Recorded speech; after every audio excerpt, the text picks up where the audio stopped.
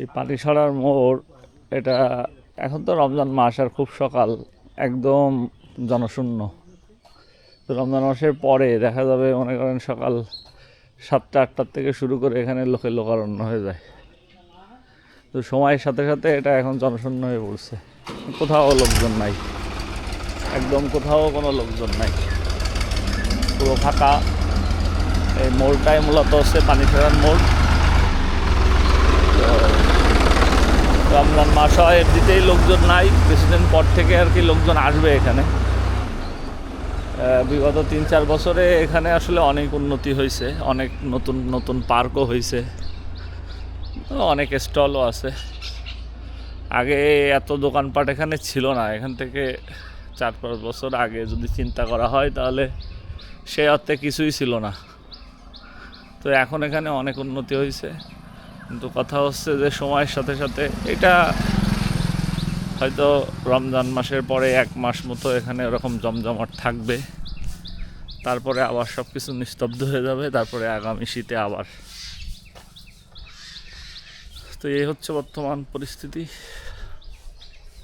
পানিছড়া ঈদের ছুটিতে এখানে প্রচুর লোকজনের সমাগম হবে। সে উদ্দেশ্যে পার্কের মালিকগণ বা অন্যান্য দোকানদাররাও সেভাবে প্রস্তুতি নিচ্ছে।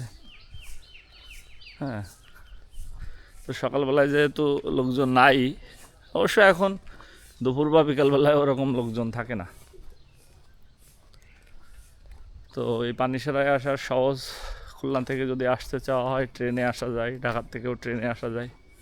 তো বহুদিনের একটা ইচ্ছা এই অঞ্চলের মানুষের আছে, এই গদখালিতে একটা রেল স্টেশন, যদিও পুরাতন একটা রেল স্টেশন আছে কিন্তু সেটা চালু নাই।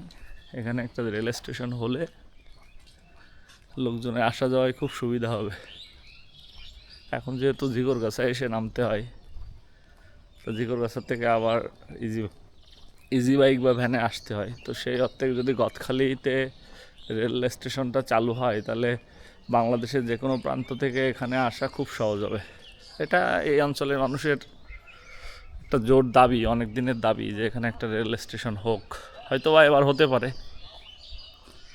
এবার হয়তো হওয়ার সম্ভাবনা আছে, কারণ এখন যেহেতু যশোরের মন্ত্রী আছে, তাহলে সেটা হলেও হতে পারে। এবং আমিও মনে করি এটা হওয়া উচিত। তাহলে এই অঞ্চলে পর্যটন শিল্প, ফুলের যে সৌন্দর্য, এটা দেখার জন্য মানুষজন আরও দূর দূরান্ত থেকে আসতে পারবে। তো ঠিক আছে, সেটাই সেই এলাকার মানুষের প্রত্যাশা পূরণ হোক, এটাই আমারও আশা। সবাই ভালো থাকবেন, সুস্থ থাকবেন।